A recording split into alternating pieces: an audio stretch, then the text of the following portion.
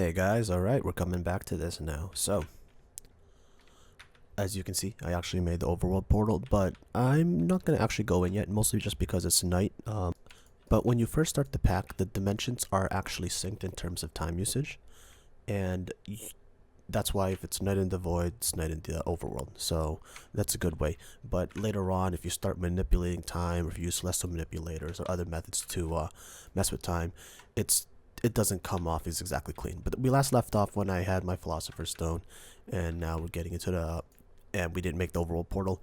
I made the overworld portal real quick, just because I was playing a little bit and trying to plan out what I want to do next. My next steps are to, well, here's what I'm going to do. While I'm trying to prepare for the overworld, I'm going to just talk about general overworld preparation and like what our plans were for what the player was supposed to do when they went to the overworld. So let's get healed up and we'll cover it. And I think the best way for me to get healed up right now is just to make a healing salve. Actually, band-aids are, well, you can't use rice slime for these, right? It's not Ore Dictionary. That was partially on purpose.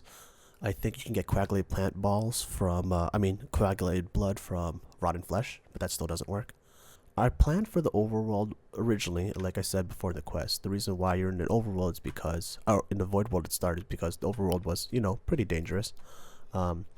And that's because there's a couple of factors. First of all, the big one's that you don't have regenerating health. So that one catches off a lot of people off guard immediately, right off the bat. That's the deadly one. So stuff like fall damage, that becomes, which is usually discarded as an afterthought. That suddenly gets on people's radars. Then the secondary one would be something like, oh, by the way, people wondering what my total playtime is right now. It's about 4.66 hours, so a little bit more than 4.5 hours right now, which is on time, right? We expected the average player to get through their 4 to 6 hours. I died 4 times, and I made a much larger farm than was necessary, so that's where most of my time sink went anyway. I need to remind this just because I want to get the quest. It's really important to actually score the quest for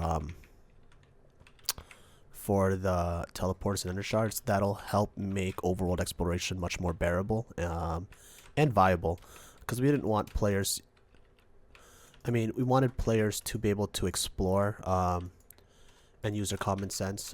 So what you can do is you can set up what we'll probably do is once we get to other side, we'll load it up, see what's there, and from there I can give analysis on what's planned. Okay, looks like I lucked out. It's during the day. So apparently earlier I encountered a crash. Oh, here we go. First part, crash to the subulata. So let's just jump right into things, right? So this is an entropy in quartz veins. You can tell because we have certain flowers spawning above certain veins. And another thing is, why do people actually or why did we decide to include Zero's minimap? Was because you can actually I liked how you manage waypoints on this map better.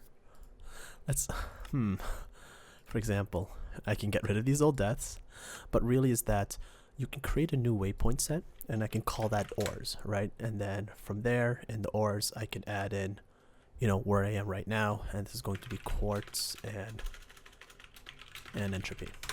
So now if I want to waypoint my portal here, I can do this is also going to be part of in the ores, and then I can also go back to a new waypoint, go to default, and this will be portal home, right? So now I can switch in between what waypoints I have on right now. So I can go back to ores, and we have quartz and entropy now. So like I said, there's a couple of things that you want to do once you get to the overworld. First off is that you want to set your teleporters, right? Teleporters is what you can use to get back safely. There's a reason why we provide it. In fact, the first thing you should do is probably defend your portal. So I'm gonna head back. Let's get some fences, and get some candles so I can make this portal a little bit safer. Okay, so I got my fence right now, and it's actually looking like it's a pretty good time because I'm gonna break some of these leaves and just try to clear out a general livable area right before night sets as well. Oh no, this is just Pam's apple. Another thing is you want to keep an eye out for Pam's trees because you don't actually get gardens for them. The only way to get them is inside the actual overworld. So that's another thing you also want to be watching out for. Alright, so let's and fences obviously don't stop spiders. You're going to need a little bit more fancier setup for that, but this is just, you know, temporary setup. I do plan to, I'm not sure if I said it earlier, but I do plan to eventually move to the overworld in my in this playthrough. Just mostly because you know, all the times I did this playthrough previously, it was through, I stayed inside the void. So I wanted to know how, you know, just mix it up. All right, and light this area up. And since it's going to be turning out tonight, it's actually a bad time to explore at night unless you really know what you're doing. And even if you do know what you're doing, if you 100% know what you're doing, you know that it's a bad time to explore at night. And you would never try to do that if possible. So what I'm going to do now is probably wait until day. Oh, interesting. So if you see that burning, that's usually because there's lava. So now I can mark it in the northeast. There's probably lava there. So we'll probably check that out as well, so we can get some lava instead of constantly melting down obsidian for it. What I'm going to do is, oh, that is creeper, so we're backing out. Okay, just an update, guys. So what I'm doing right now is I'm actually just stocking up on supplies when I eventually move. So I think if this is your first time playing, you really want to like think critically about, hey, I need to improve my food, I need to find automation, I need to increase my processing capabilities better. One example is that you want to find a way to upgrade from the kiln, and this is not, I mean, this is somewhat communicated in the quest book, but it's not the cleanest. But if you go to AO Technology, like, it's right here, a multi-block oven, because you don't really have a furnace available to you right away. In fact, the only way to get a furnace, the vanilla one, is that it's only lootable in villages, and it's just there to be as a bonus. Early on, what we really want you to do is to use a seared furnace, just because I think it's just much better, and it's so good to a point that we feel like forcing you there is a completely reasonable action. So that's one example. Another one is that, oh, okay, you need to get better equipment and resources. Well, once again, I don't advise you doing that at night, but what you can do is, you know, during at night when you go back, start getting more flint, and what's the best way to word, and getting and prepping up your mining tools when day eventually does come, instead of, you know, just waiting for day because you'll realize you'll forgot something. Alright, I'm gonna keep on getting more gardens ready for my eventual move onto the overworld. I'll be back. Okay, it's looking up to day, and I also drank some of the elixir of instant health that I had made earlier. So what we're gonna do is gonna go back out, we're gonna build up the little fort so we have someplace to retreat to at night. Oh hey, we still have this little creeper buddy here. I think these are concussion creepers, curse creepers. When they explode, I don't think they actually do, damage to your, world damage. But when they do explode, they will... Oh my god, that nether portal block sound is getting so annoying. I'm about to turn it off.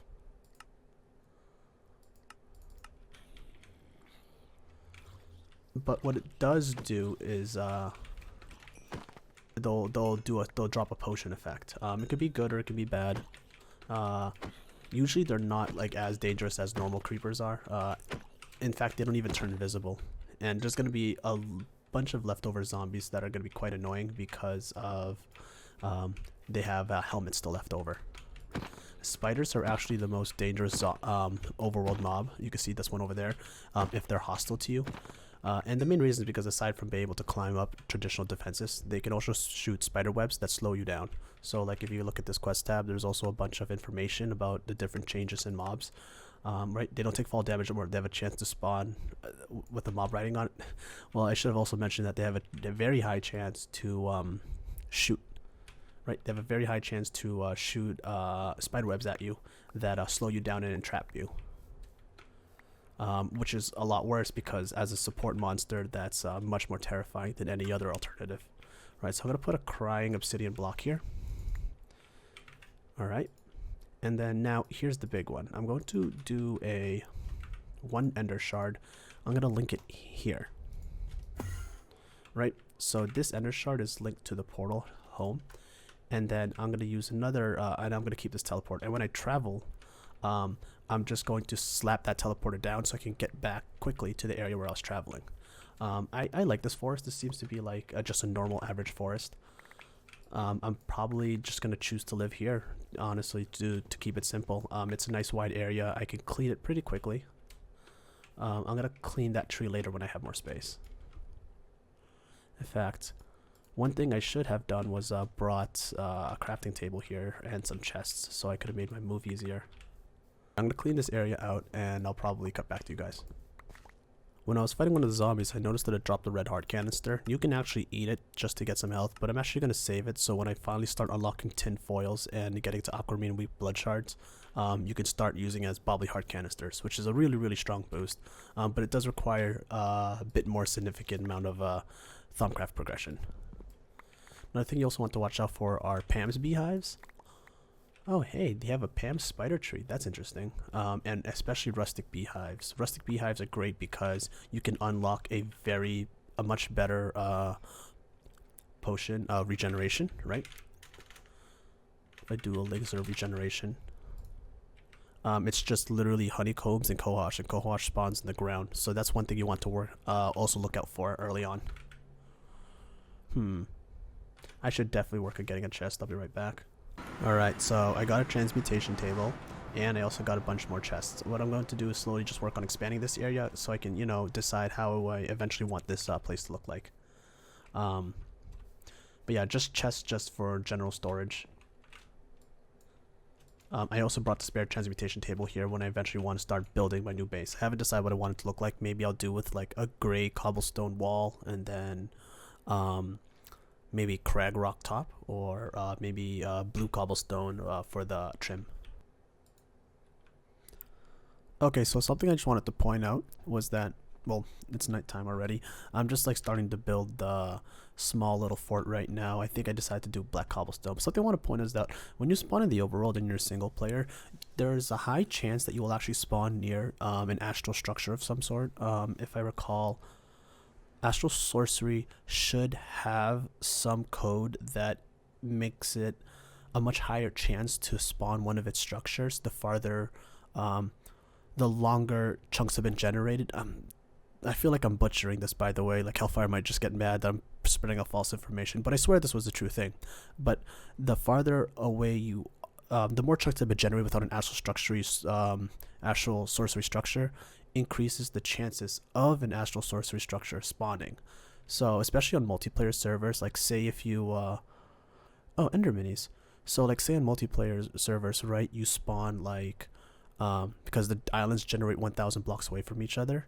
If you find a block that spawns away, or if you like make an overworld portal and you spawn 1,000 blocks away from nearest other player, it'll actually take that into account if I recall correctly, and as a result, you most players warping into overworld for the first time will just end up getting next to a temple. So it makes finding the temples a lot easier, and we actually had to take that into account when we were figuring out what's going into the loot. We decided to leave, as a bonus, we decided to leave like a lot of the iron, the gold, so players can get early tools faster, but we had to take out some of the more busted stuff.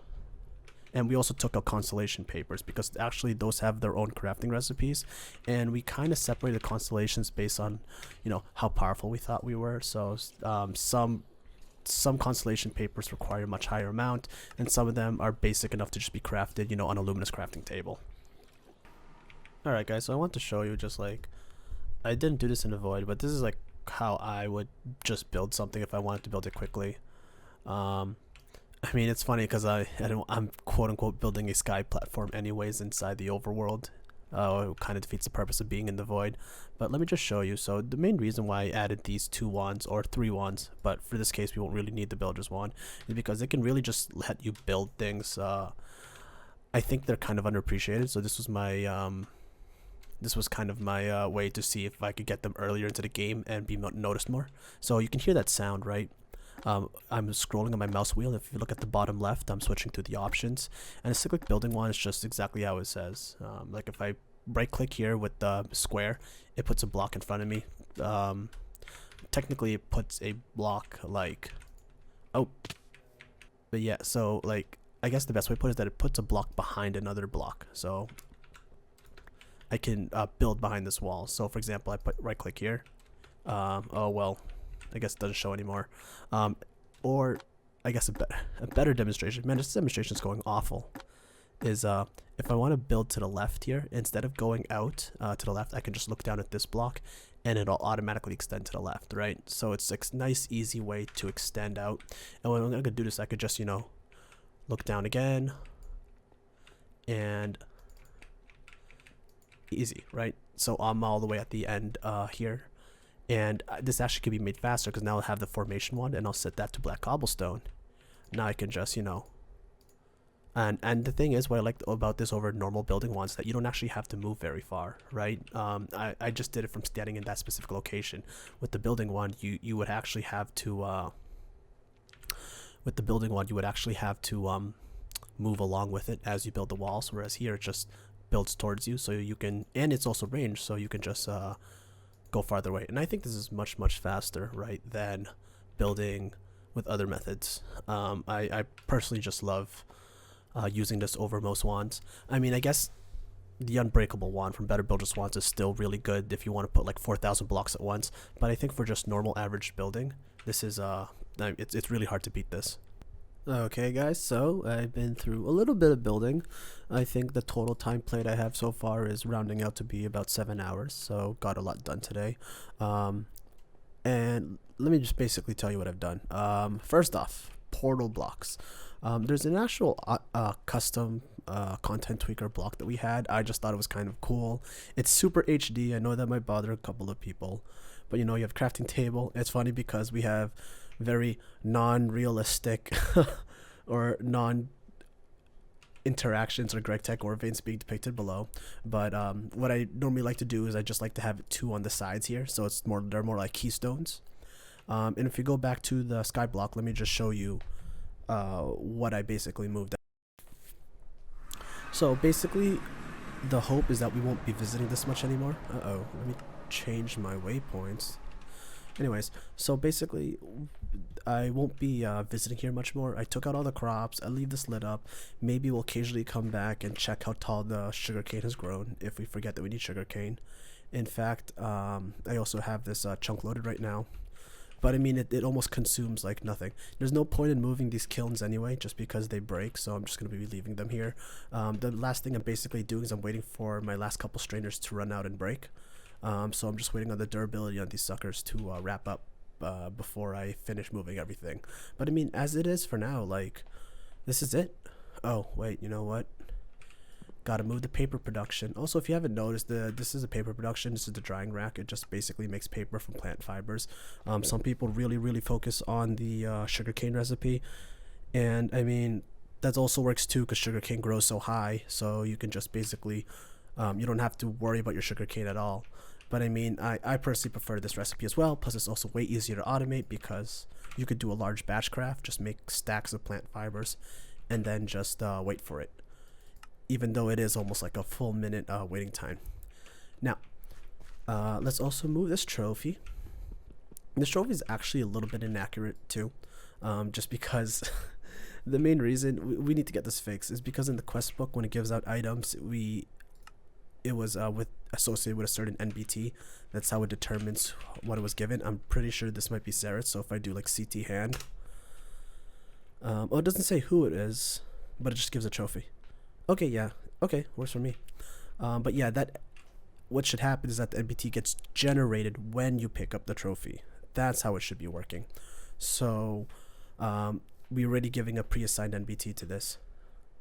I don't know why this birch tree's here, but I'm just gonna cut it down for completionist. But yeah, that's it for the Void World part. So moving out completely took me quite a bit, and then now let's go talk about what I did inside the Overworld. Okay, so first things first, I already mentioned, when we're going to go exploring, we're probably, first stop is going to check that astral temple over there just to see what loot we can get. But as for here, I just did nice simple chest storage. I also did this as the chunk borders. What I like to do is I like to actually have border blocks, so this black cobblestone will be replaced with white cobblestone down the line. It's just easier track for me, especially when I'm building. I don't have to have these ugly overlay lines that look bad when you're recording or streaming, in my opinion. This suits it much better. It's much more natural, and also I think it just adds extra detail. Like, I don't know much about building, but I do know if you just, have a really boring platform, even a minimal stripe or pattern going through it can do wonders. So right now what I'm planning to do is, and the main reason I'm doing this is because it's night, so while it's at nighttime, instead of waiting around, I can just give you guys a quick tour. So everything below here, this 2x2, I'm probably just going to have lit up manually with torches. And in fact, I already did that to a certain degree. Like, as you can see here, already lit up most of this area with candles during the previous nights. And you can also look at the mini-map, which areas I have lit up so far. There's a mineral biome here. There's fortunately some lava lake here, and there's another lava lake here. So that's super good for me. And there's also minor amounts of lava there that all I can use to get my seared furnace going. And then I'm also just I'm not gonna go in any specific direction. Let's just, for a reason, I might just, like, I don't know, I might wander north, I guess, try to get to a cold biome, and try to see what ores I get along the way. And then, but before that, what I'm going to do is I want to wall off a 2x2 chunk area below, and I'll have that be my agricultural area. And then I'll probably also build a ceiling on top of this, just so that the rain doesn't get annoying. Okay, I'll see you guys when I finish all that. Okay, this is a big one I wanted to show you. So these are some of the early mobs, and this is partially why I didn't explore so much early on, is because as you explore and progress, mobs will get harder, especially like if I got in brass before I built the rest of my base. I'll be dealing with skeletons, which is a lot worse. But one of the early on mobs you want to watch out for are entrails, because when you damage entrails, they actually spawn about 1 to 2 slimes every single time you damage them. This can get kind of spammy on certain servers, but this is also a valuable source of slime early on if you can't find a slime chunk or something, because they'll force spawn these slimes and you can just rain down slime balls.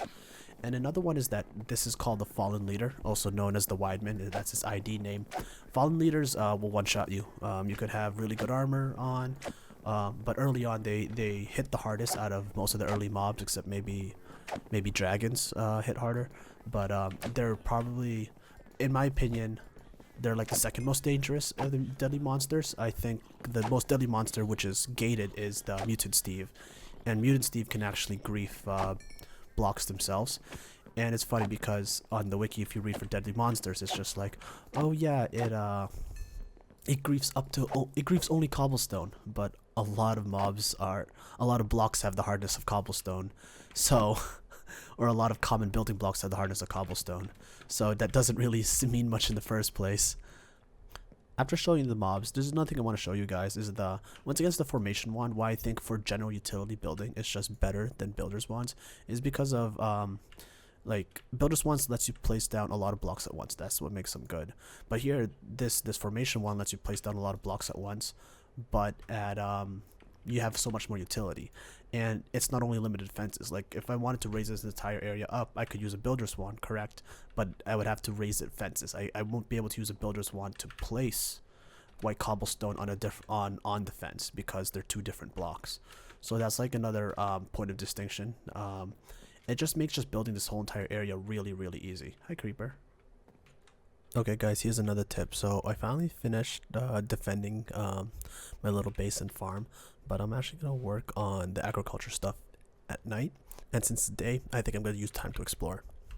How I like to prep exploring is that you use the 2 teleports that you get from the quest book. One I have linked to the base, and I'm going to use that to get back to the base instead of using the home command.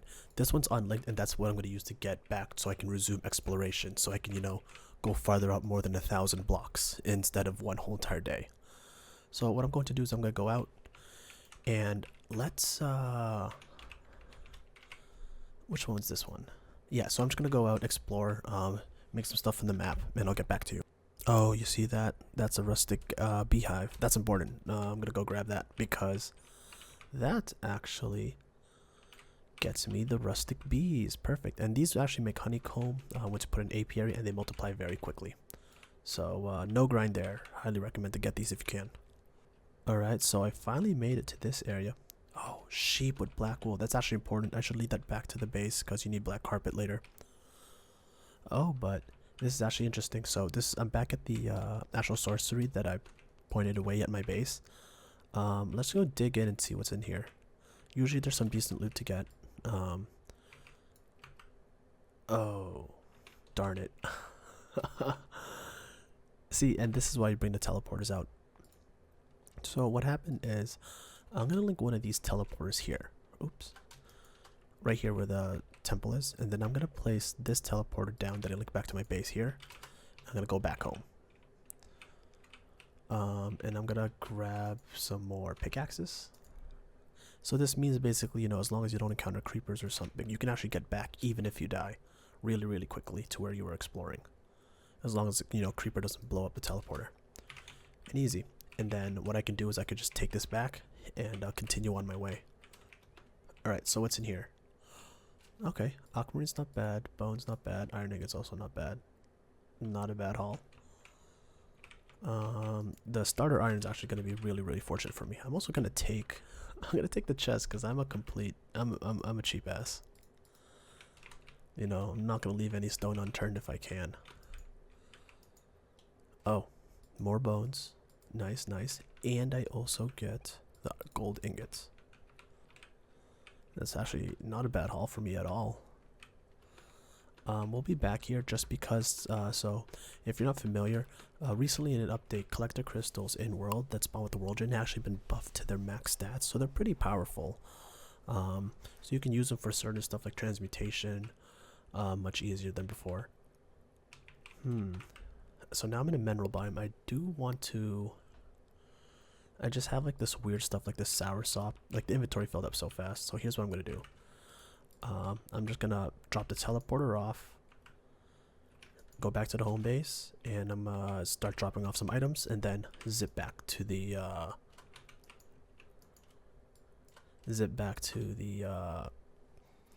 what's that place called? Wow, the actual temple. Yeah, and this is all intended, right? Like, this is why we give you guys a teleporter, so earlier on, you can explore. And I mean, you could choose if you want to use home, that's fine. But I mean, it's funny because so many players are so used to using home that we figure that, you know, might as well just give them home in the first place, or something equivalent to home, instead, so that they don't feel guilty for quote-unquote cheating. Because I mean, really play however you want. Whoopsies, I broke the teleport. Wait, no, it's right here. I was like, no way, I definitely left the teleporter here somewhere.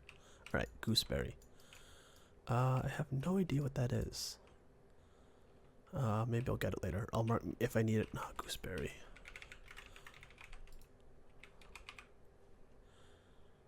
Some random stuff. Gooseberry jelly. Oh, it could be used for fruit punch. Alright, so basically that's the list all fruit. Yeah. Alright, so let's explore here and see what else we can find. In fact, it's funny because mineral biomes are great, especially if you want to get mineral trees, but they're actually really poor for finding relevant ores. Because, okay, it's getting dark here. So what I'm going to do here is I'm just zoop back and, well, first I want a mineral sapling. Perfect. Yeah, I'll go back here and that's it. That's it for exploration for the day, and I can just work on stuff at night. So this next thing I want to actually work on is, well, while it's night, I want to work on expanding the food. So a lot of people have their own methods of what they want to use for nutrition to get the top tier Pam's Harvest Craft foods. I went about with a new method. Like, so here, like the easiest thing is that you can look up top tier food if you have tooltips enabled inside JEI. And you're like, oh, hey, Southern style breakfast, meat feast pizza, thankful dinner, Korean dinner, and all that stuff. But a lot of these are actually really difficult to make, especially at your early stage. People chose them though, and they especially love the thankful dinner because it has all 5 nutrition traits, and you can eat it any time because it's always edible. So you can just get your nutrition back after you make 20. But it's actually, in my opinion, not worth it early on. Because the sweet potato pie is a pain, especially if you can't find ground cinnamon. Mashed potato is also quite difficult because you also need to get the butter. My suggestion would just be to instead, if you have the tooltips enabled, look up fruit, grain, protein, dairy, vegetable, and this will show you all the foods that have all 5 nutrition values, right? And find the easiest one there, because the always edible doesn't really apply that much the always edible doesn't apply that much in my opinion if you don't die a lot, right? So you just want to choose the easiest one. In my opinion, I think the easiest one is between the delighted meal and the Blauman's lunch. So those were the ones I would actually recommend most people to try out first, or maybe the random taco. But yeah, those would be, and I'm actually going to personally work for the delighted meal myself. Okay guys, it's been a while actually since I last did a cut. I want to do a quick update on the base. So yeah, a lot of things have changed. Let's get started actually down with the bottom of the farm. So the farm's growing. I found a couple rustic bees, and one nice thing is about the apiaries and rustic bees is that they do crop acceleration, and that they actually search one tile down, so they can help tile accelerate your crops if you just place them above the sprinkler. So it doesn't need to be on the same Y level, so there's no there's no conflict with the sprinkler there. So I thought that was something that was pretty useful. And these things are deadly easy to set up, and really easy to automate in the late game too. So highly recommend to grab one of these. I actually don't know if the bees still operate if it's full, right? Like if it's full of honeycombs and it's full on bees. That one I'm actually not sure of. And you know what, later on I might add a recipe to like melt bees or something. I did this as a 2x2. I have cohosh growing here, and I also did some mining. So if you just check out my categories right now. So I found a couple of good stuff. I found some galena there. The magnetite was really nearby. I got lucky on that. And then there was copper here, and I think I also found some tin. So that one was also fortunate for me. There was some garlic mustard, copper, nickel, iron. Oh, I don't know why this is labeled G, but yeah, I found some tin ore there. That was actually super helpful for me. So I can get into bronze pretty quickly. A lot of people do complain about tin, finding it early on. I think the reason why a lot of people tend to complain about tin is that there's no specific one biome it appears in, or it gets like a huge boost in one biome. It appears in all biomes. And another part about tin is that they need to get it before they have a lot of infrastructure set up, right? Because it's in the Bronze Age. So they don't have like fancy teleporters yet. They don't have a lot of powerful equipment. They might not have tamed a hippogriff. So it seems like it's even longer than normal to find the vein. Because when you actually start to need sapphires or rubies or stuff, you already have some infrastructure built, and traveling is already much easier for you because you may have other things to help you travel. Now, the second part was what I did once I got into Overworld. I actually looted this Astral Temple, which I think you guys already saw. Got some iron there. It actually wasn't enough iron or gold to do anything. So what I did was I took the gold and melted it and made a cast, and then I mined inside the magnetite vein. Got some more iron there, and actually there was kind of a cool thing. While I was mining, I decided to do a couple tests to see what's the best way to mine things with, because I have a wrought iron hammer, I have an iron hammer, and I have a wrought iron pickaxe. I mean, early on, thaumium stuff is just great once you have steel and the crucible. Highly recommend to just go mining with, like, thaumium hammerheads and a thaumium hammerhead, right? It's just mining speed is 24. It also has fortune 2 automatically. It's very, very powerful. Or a thaumium pickaxe head, mining speed is 16. It's a great way to mine. Another part is you can also get 3x3 mining if you also decide to use a steel hammer from Thermal Foundations, which is right here, and it's also enchantable as well, even though it has a durability of 1000. It's really up to you how you want to use these. Okay, then the next part was, I just moved a lot of my stuff from the Void World. I think I already mentioned that. I also found a mana pool. I was very fortunate because I found a mana pool right here. It's very hard to see, but it's like a light blue, and there's also obviously a lava pool right there. So So this was a pretty fortunate spawn for me, especially since there was mineral biomes right here where I could get the stuff that I wanted.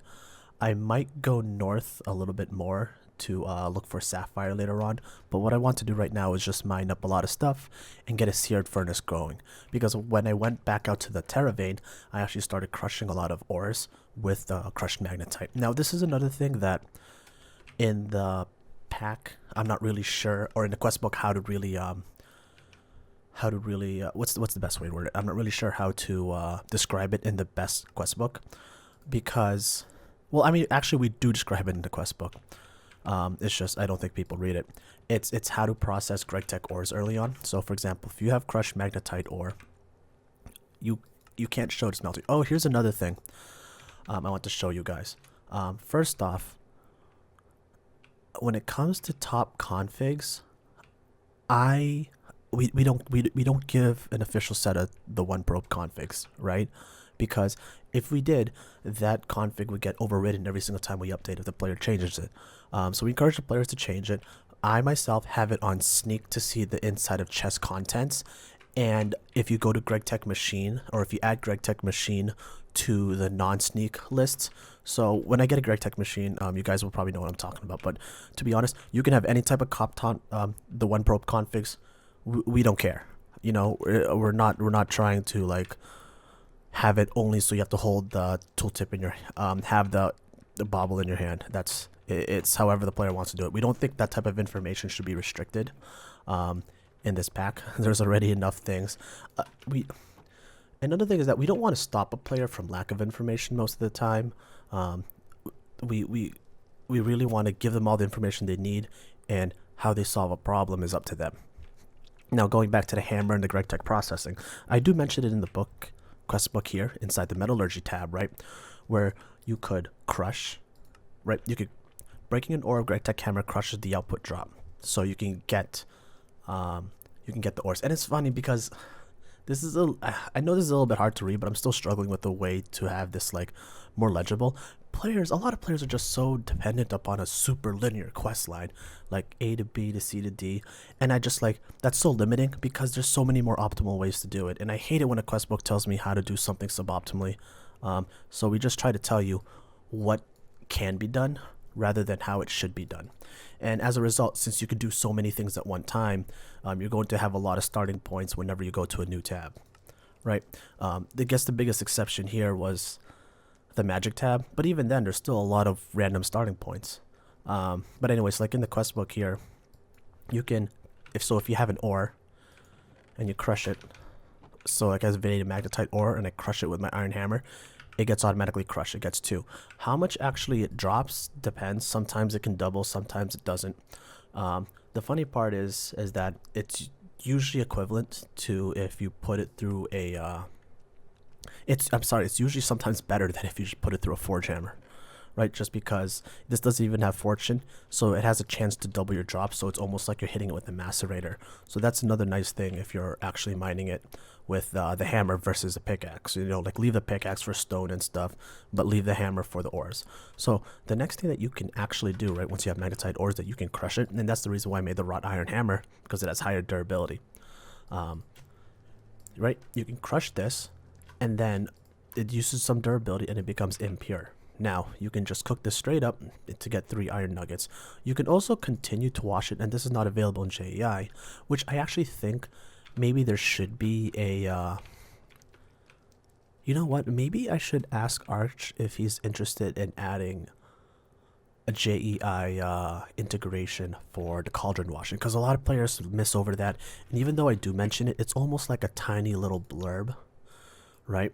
You can get pure copper and tin dust by throwing stacks of impure dust into a cauldron, right? But that's, like, I say it there, but I don't know if people are actually going to read that, right?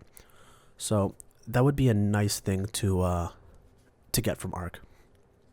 Now, the main reason why I was doing all this is because I actually need to, I'm getting grout because I want to make a seared furnace. I want to make a good size seared furnace and cook everything. So what I'm missing from the seared furnace is still copper, I think. Yeah, copper and the lava. So I'll get that seared furnace set up. I do need to mine copper. I haven't touched any of my copper mines yet. And I'll get the grout process and I'll get back to you guys. another comment I just realized while I was doing this, guys, just make ladders. They're made out of sticks. I know a lot of people. I don't know why people like to make stairs into their mines, or people like to. They prefer to make dig a 2x2 staircase and jump. Like, make ladders. We have cork in the pack, so if you just look up with ladders, you automatically start climbing them. So it's like I'm not even pressing my key, right?